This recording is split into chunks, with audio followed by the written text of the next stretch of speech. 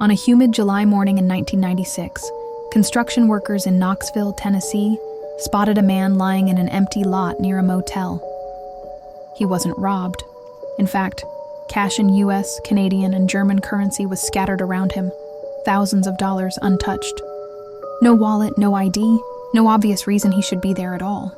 Within hours, the man was identified. 31-year-old Blair Adams from Surrey, British Columbia. He had crossed a continent in 5 frantic days, and his journey ended here.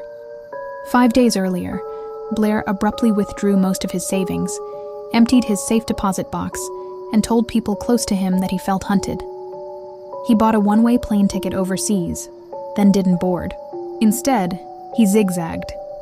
To the United States, to the East Coast, then south by rental car toward Tennessee. Surveillance footage at a gas station showed him pacing, glancing over his shoulder, speaking in short, clipped sentences.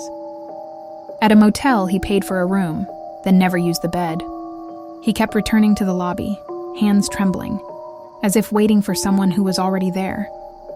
Whatever, or whoever, he thought was following him.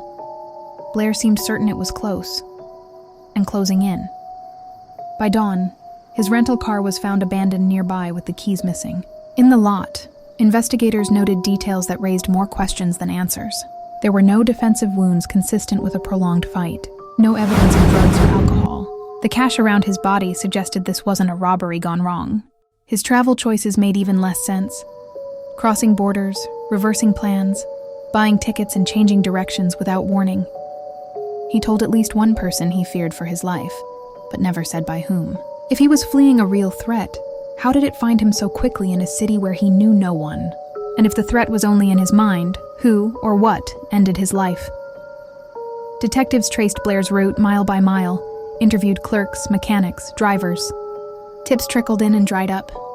Theories multiplied. A targeted attack, a chance encounter, a spiraling panic that put him in harm's path. Yet the core riddle never budged. Why leave money behind? Why abandon the room he'd paid for? Why Knoxville? Decades later, the case remains a stark, unfinished sentence, an itinerary of fear that stops mid-journey. Somewhere between the bank in British Columbia and that empty lot in Tennessee, Blair Adams was running from something he could not, or would not, name. The cash, the keys, the camera footage, all point in different directions. The only path that matters is the one he couldn't outrun, and the answer that still waits at the end of it.